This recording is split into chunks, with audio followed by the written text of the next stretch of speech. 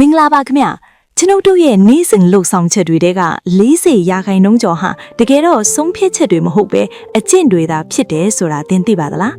မနဲ့နိုးတာနဲ့ဖုန်းအရင်ကြည့်တာစိတ်ညစ်ညင်မှုန်စားမိတာဒါအားလုံးဟာအကျင့်တွေပါပဲ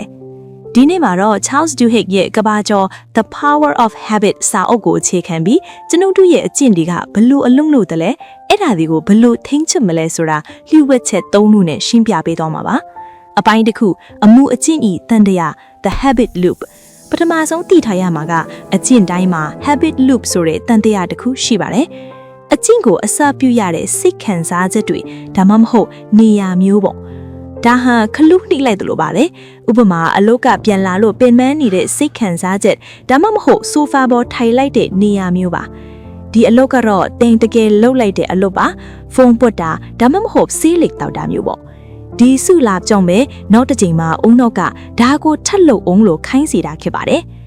နောက်တစ်ခုကတော့အကျင့်အဟောင်းကိုပြောင်းနေခြင်းပါဒူဟစ်ကအကျင့်တစ်ခုကိုလုံးဝဖျက်ပစ်ဖို့ထက်အစားထိုးဖို့ပဲအကြံပြုထားပါတယ်ဥပမာသင်ကညက်ငယ်တိုင်းကင်းမုံစားတတ်တဲ့အကျင့်ရှိတယ်ဆိုပါစို့အဲ့ဒီမှာ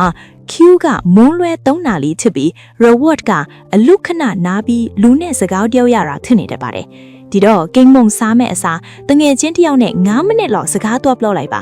Q နဲ့ reward ကတူတူပဲဖြစ်နေတဲ့အတွက်သင်အုံနောက်က routine အတစ်ကိုလွယ်လွယ်ကူကူလက်ခံသွားပါလိမ့်မယ်နောက်တစ်ခုကတော့ keystone habits တွေပါအကျင့်တိုင်းဟာကြံပိုးတူတာမဟုတ်ပါဘူးအချို့အကျင့်တွေကတခြားအကျင့်ကောင်းတွေကိုဆက်တိုက်ဖြစ်ပေါ်စေပါတယ်ဥပမာလေ့ကျင့်ခန်းလုပ်ခြင်းမှာ